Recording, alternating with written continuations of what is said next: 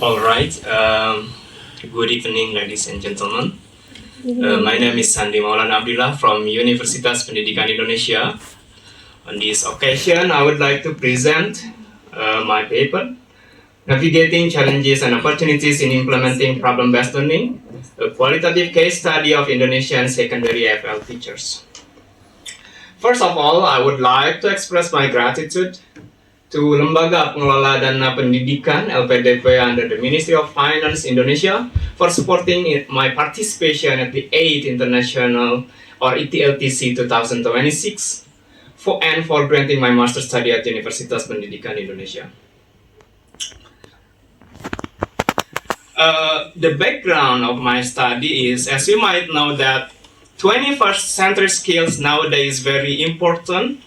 And for example, like critical thinking, creativity, collaboration are required at school to be taught.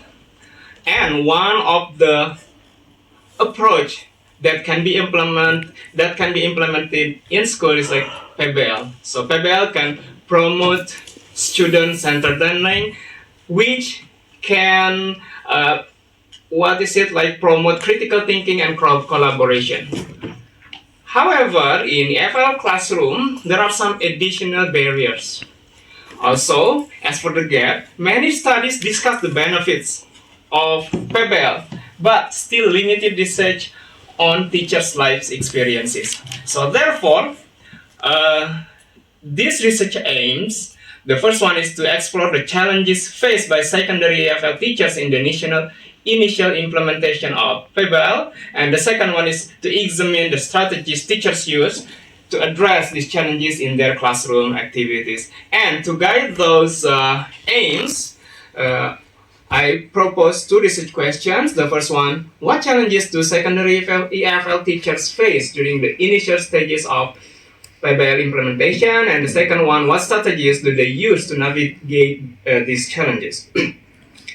And then the methodology, so the design is qualitative case study. The participants, 3 secondary EFL teachers from West Java, Indonesia, and with the criteria minimum 5 years of teaching experience, actively experimenting with PBL. And the data collection using open-ended online questionnaires. Why? Because I can dive in more and then teachers have more time to express their insights. And then the analysis using thematic analysis, Brown and Clark. And then the main findings, there are 3 main challenges. So the first one is time constraint. PBL stages take longer than regular lessons because there are some syntax that teachers need to follow. And then conflict with curriculum demands, because in Indonesia, we have to follow some rules from the government, and then we have to implement it in our class. And then the second one is low student engagement. Why? So because the first one, students aren't familiar with independent learning. Like if teacher use student-centered learning, they are a bit confused or unmotivated. And the second one is passive participation. We will talk a lot about this later. And then the third one, resource limitations. So mostly because I conducted this research with teachers from the rural area. So one of the limitation is limited access to technology and materials. And that's it. And EFL specific challenges. So this one focus on the EFL. The first one is limited vocabulary. Students lack enough English to understand the problem and participate actively in discussion.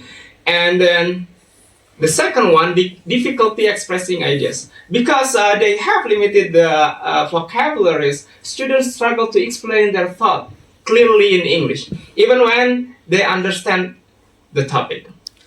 So what does it mean? Even though the topic is something familiar with them, but if we express it or if we discuss it in English, they cannot really express properly. And then the third one, slower group discussion. Group discussion take longer because students need more time to think, translate, and respond in English. And then this one is for the second question, teacher strategies, how to adapt the problem-based learning. The first one, segmenting the PBL process. So the teachers, they break the task into small stages, combining in class and at home work, so students can learn. They have the prior knowledge at the beginning, because before they have the class, they learn first at home. So it build their prior knowledge. And then enhancing engagement. So to make the class more engaging, mix ability grouping. So the teachers decide who with who to be together.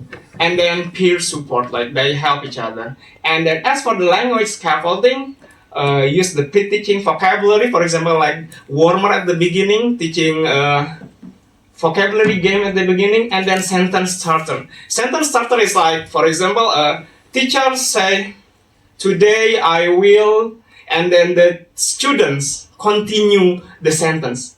So students doesn't create sentence from zero, but they just continue. At least they will get a glimpse of idea from the first word.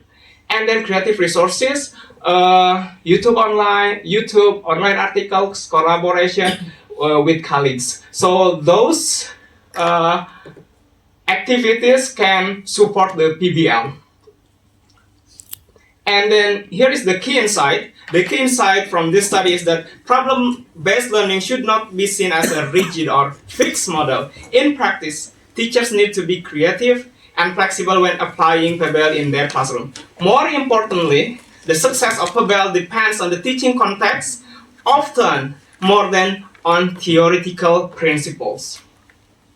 And then the implication for teachers: start small and scaffold heavily. Focus on language support, not just problems. And then as for schools, provide time flexibility, encourage peer collaboration among teachers so they can support and help each other. And as for policymakers, in here is like the Ministry of Education, context sensitive PBL training. So teachers need to know more about PBL correctly, and then resource support for language classroom. Okay, the conclusion: PBL has strong potential in EFL, but challenges are real. However, it is still manageable, and teachers are key agents of adaptation. Alright, I think that's all from my presentation. Thank you. Arigato gozaimasu. Terima kasih.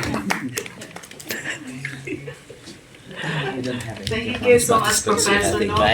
So I think there will be another discussion for that. So for this time, we would like to encourage questions from the on-site and the online participants. Do we have any questions, comments? Yes, we have. Okay, we have one from the online participants. Capek gua. Capek gue ikan sekalian buat nanya. The question is, what are the key differences between the rules of an agent of change and opinion leader in social change processes? Excuse me, I think that is for my article. Oh, yeah. I think there's no question. Maybe it just now the question just sent it. It got delayed. So why I cannot answer this? No question. Okay, No questions. Alright. No more. Certain. 10 hours. You have to answer that. Alright, thank you. I think that's the end of our session 3.